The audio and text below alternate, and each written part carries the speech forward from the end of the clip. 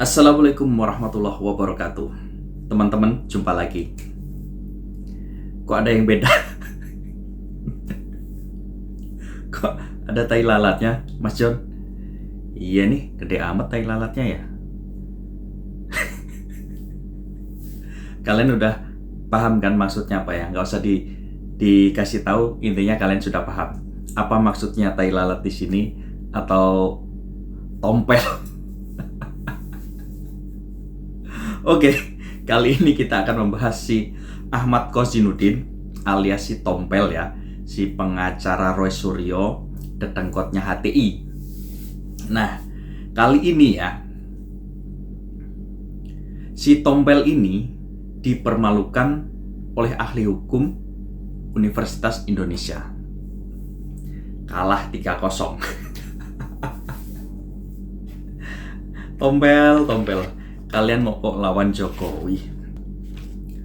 Teman-teman, ormas ilegal FPI HTI ya, yang didekengi oleh luar, yang dikendalikan oleh si Rizik dan dinakodai Roy Suryo CS, ada kepentingan orang luar.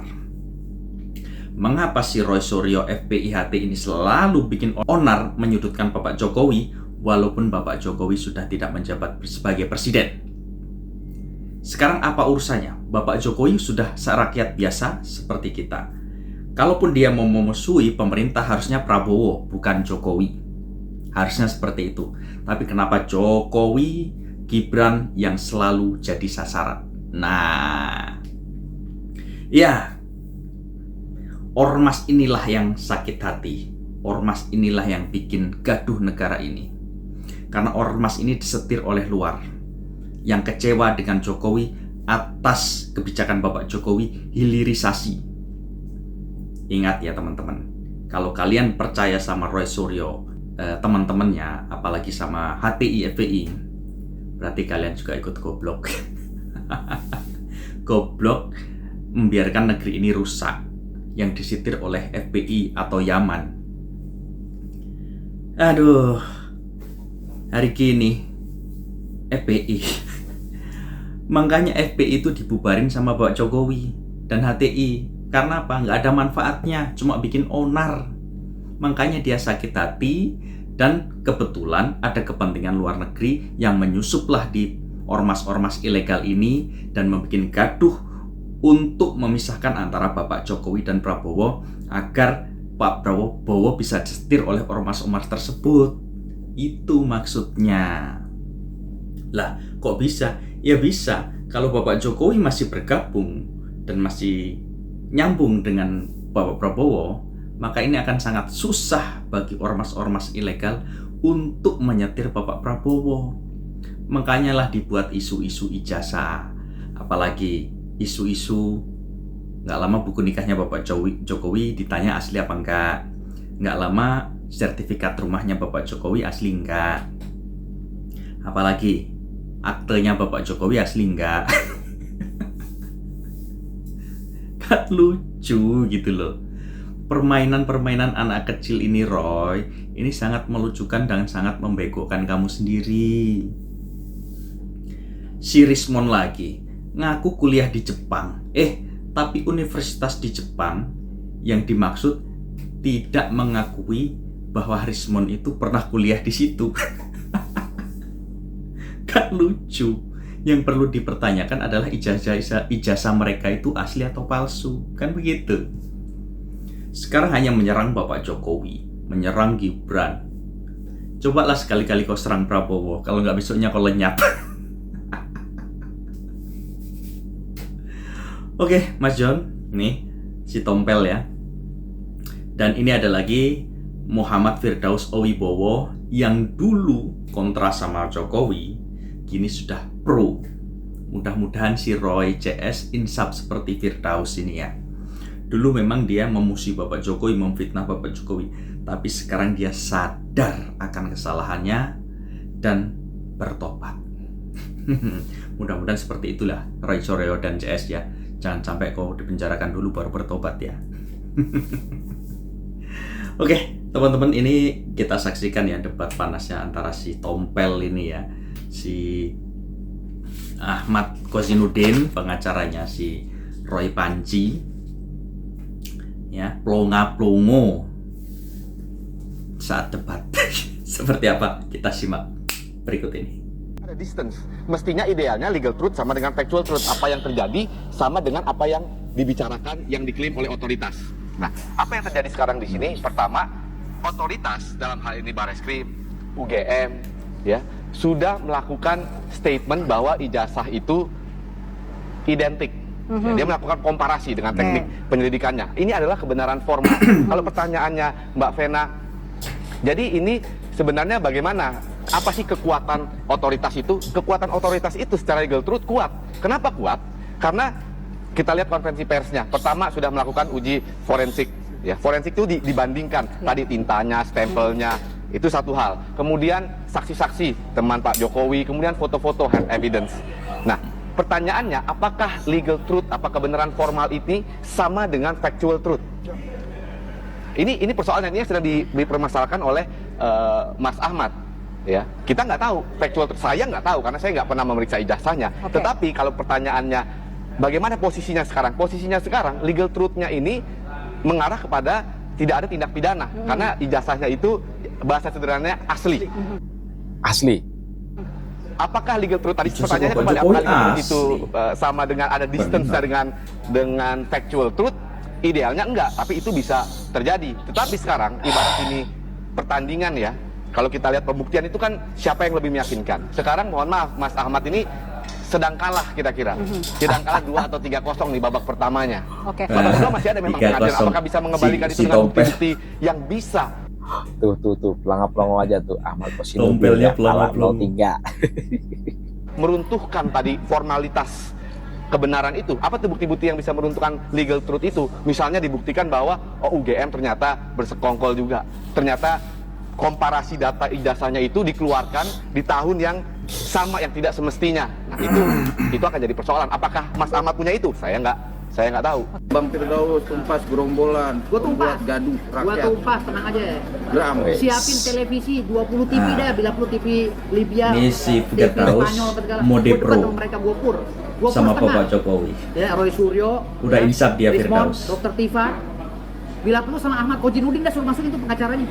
Ya, pengacara gaduh tuh. Ahmad Kozinuddin suruh masukin ini semua. Pengacara Ya, gaduh. gua pur setengah mereka. Ahmad Kozinuddin suruh masuk semuanya. Gua sendiri aja, nggak perlu rame-rame. Tapi kita berdebat masalah analisa atau sebagai Iya, hukum dong. debat layak kayak gini aja debatnya. Gua pur setengah. Bila perlu kalau dikurang buat pur 1. Ya otak dia gue sendiri aja, nggak apa-apa. Tapi abang melihat sosok mantan presiden 10 tahun berjalan, harus juga melihat dari sisi itu juga ya bang. Melihat. Bukan mengungkit apa yang sudah bukan terjadi ya, yang kebetulan akhirnya arti ijazah itu ya bang. Dengan Jokowi karyanya juga terlihat sendiri ya bang. Kan gue udah pernah bilang, gue bisa bayangin Jokowi diangkat jadi presiden dalam kondisi negara hampir defisit. Ingat loh, gue adalah salah satu aktivis yang pernah mendemo karena banyak koruptor di zaman era sebelumnya, sehingga negaranya hampir bangkrut. Lalu masuklah Jokowi dengan berbagai mekanismenya, dia dipercaya oleh asing untuk investasi ke sini, sehingga negaranya tidak jadi bangkrut. Bullshit lah kalau kita bicara negara paling kaya, paling apa, sistemnya belum berjalan kok, belum berjalan maksimal.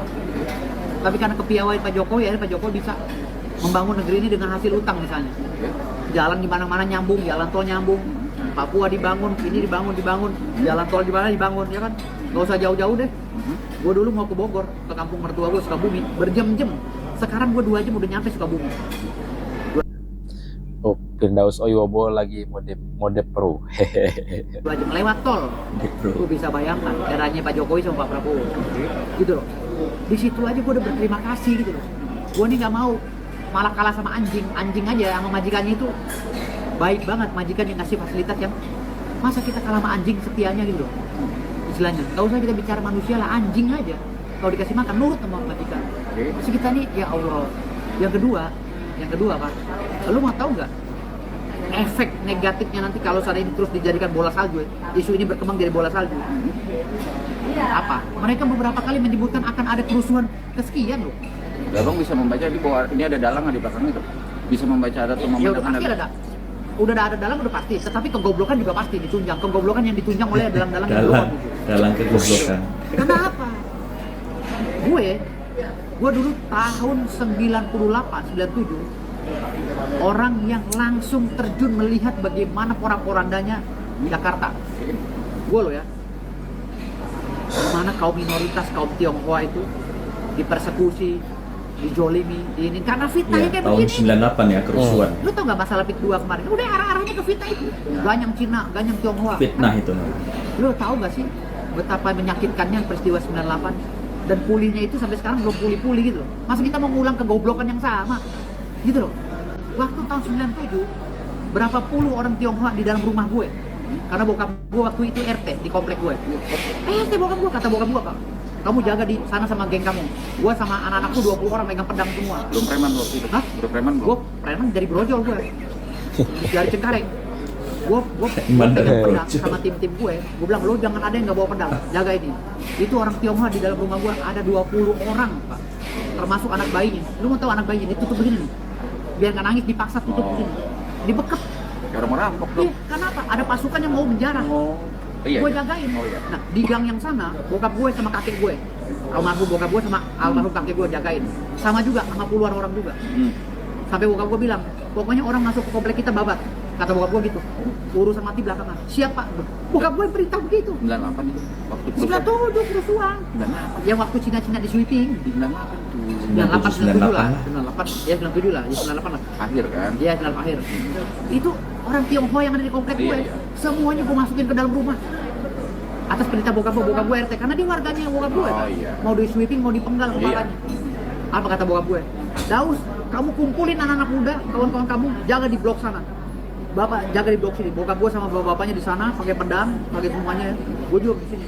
Kata bokap gue, Pak, dia masuk ke komplek mau ngebantai orang Tionghoa, lu bantai gua. Lalu dia mengaku sebagai ahli telematika. Ahli telematika. Pengakuan dia sendiri. Begitu juga Rismon yang katanya kuliah di Jepang. Universitas Jepang itu sendiri yang membantah. Kami tidak pernah mengeluarkan ijazah seperti yang ditunjukkan oleh saudara Rismon, katanya. Harus itukah yang kita percaya? Institusi negara kita abaikan, lalu orang-orang yang berkowar ini yang tidak jelas ini, apakah ini pesanan atau settingan atau apa, lalu itu yang kita percaya. Akal sehat kita di mana? Ini bangsa besar loh. Indonesia ini bangsa besar. Kata Pak apa tadi itu 287 juta, dan kita cukup diperhitungkan di dunia ini. Jadi saya melihat begini, kasus ini sebetulnya adalah kasus remeh-temeh, betul apa yang dikatakan. Kalau saya melihat ini adalah kasus murahan dan kampungan menurut saya. Tapi di sini ada banyak permainan. Siapa yang bermain di sini? Inilah ada ormas-ormas ilegal. Apa itu ormas ilegal? Hari ini HTI dan FPI adalah ormas ilegal di Indonesia ini. Mereka ini yang bermain. Ada kepentingan asing yang bermain di sini. Siapa itu? Kebijakan Jokowi yang membuat kebijakan hilirisasi, yang paling terkena dampak adalah Uni Eropa. Yang paling tidak senang. Maka Uni Eropa membawa Indonesia ke WTO. 2022 Indonesia dinyatakan kalah. Jokowi tidak bergeming. Uang ini nikel punya saya, katanya. Punya Indonesia, katanya. Kami berhak mengatur nikel ini atas nama kepentingan negara kami. Kami berhak mengatur nikel ini atas nama keberlanjutan kebutuhan nikel di seluruh dunia. Itu yang disampaikan. Tidak bergeming. Begitu juga kebijakan Jokowi tentang ekspor, dilarang kebun-kebun sawit atau pengusaha-pengusaha sawit itu mengekspor dalam bentuk TBS, tandan buah segar. Alhasil apa? Hari ini TBS harganya sampai 4.000. Dulu ketika menjelang puasa dan lebaran itu sampai Rp400. Kenapa? Karena itu memang mereka yang bermain. Nah, inilah kepentingan, inilah barangkali yang bukan menurut kacamata saya, tapi dari informasi yang valid juga yang saya sampaikan. Kalau Jokowi tidak bisa menyampaikan seperti itu, ini kepentingan asing, ini kepentingan negara Uni Eropa. Amerika Serikat juga sangat benci dengan Jokowi. Kenapa? Karena saham Indonesia yang hanya 8% di Freeport sekarang sudah jadi 51%, bahkan 55%, mayoritas. Di samping itu juga dilakukan hilirisasi, dibuat oleh Indonesia smelter di Gresik, Jawa Timur. emas ini begitu diambil di Freeport di Papua, dibawa dulu di Gresik, dimurnikan dulu, diketahui dulu berapa emasnya. Baik, setidaknya berapa poinnya ini tembaga. ada intervensi asing, permainan asing yang sengaja mengobok-obok bangsa ini. Diikuti oleh media-media lokal ya, dan orang-orang itu dimodali, dikasih tahu, dan kita kalau kami mencurigai ini memang Rosyidra ini adalah orang yang tidak benar. Ketika dia jadi menteri aja menyagukan lagu Indonesia Raya saja tidak hafal. Pancasila yang hanya 5 sila aja tidak hafal. Lalu itu yang kita percaya. Aduh, saya sudah kehilangan akal sehat seperti itu. Kalau memang hal seperti ini yang kita percaya, dengan mengaku Dr. Rismon yang katanya kuliah di Jepang, Rosuryo yang kuliahnya loncat-loncat dari komunikasi ke Kesmas, dan sekarang entah apa lagi. Lalu itu yang kita percaya. Jadi ya sudahlah. Ini kayak kalau saya melihat Tidak salah, S2-nya memang telematika, bukan Kesmas. Apanya? S3-nya telematika. S3-nya belum selesai telematika. Sudah selesai, Kesmas. udah dokter dia. Iya, itu silakan aja. S3-nya, kalau S2-nya Kalau Kesmas. belum dokter, pemalsuan juga dia berarti ya. Pemalsuan Tapi juga. udah dokter dia. Justru mereka berdua inilah dia yang ditambah sama dokter yang perempuan itu satu lagi. Ini yang patut kita curigai. Jadi kalau saya melihat seperti ini ya Bung Nasir, cobalah kita sasaran Jokowi dan Gibran ini adalah, kalau saya melihat ini adalah sebagai sasaran antara.